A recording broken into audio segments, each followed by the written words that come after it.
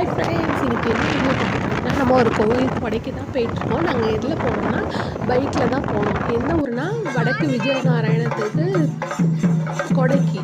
அங்கே என்ன சாமி இருக்குன்னா ஒத்தப்பண்ண சொடலை வந்து இந்த கோயிலையும் இருக்கும், சிறுமலந்துலையும் இருக்கும். ஒரு வருஷம் இங்கே ஒரு வருஷம் அங்கே.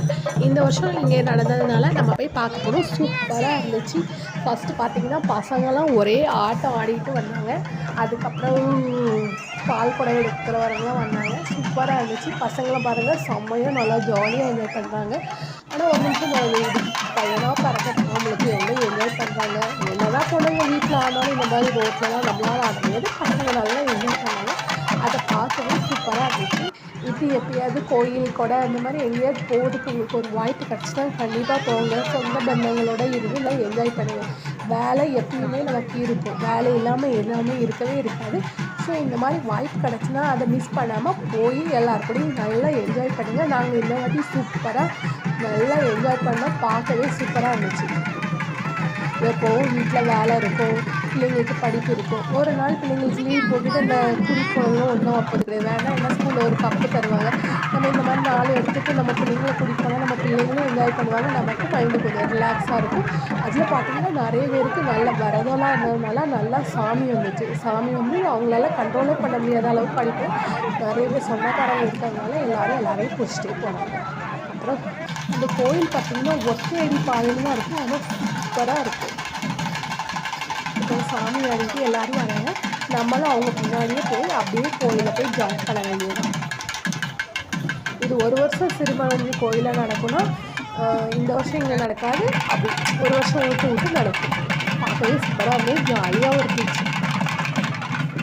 இப்படி நல்லா கூட்டங்களாக இருந்துச்சு. நம்மளும் அவங்க பின்னாடியே அப்படியே போயாச்சு.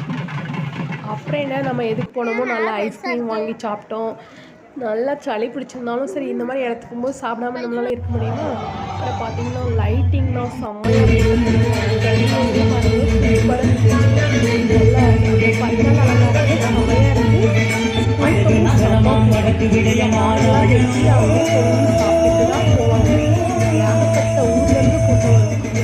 ஏதாவது நமக்கு நடக்கணும்னு வேணும்னா இந்த சாமிக்கு நம்ம நேர்த்திக்கடை மாதிரி பண்ணிட்டு நடந்தோம்னா நம்ம அதோட நேர்த்திக்கடனை நிறைய பேர் பண்ணுறாங்க, நிறைய பேருக்கு நடக்குது. என்னன்னா சொடலை சாமி இப்போ அலங்காரம் பண்ணி வச்சுருப்பாங்க, சூப்பராக இருக்கும். எல்லாமே சந்தனத்தில் தட்டி அலங்காரம் தான். இது ஃபுல்லாக வரி பிரசாதம்.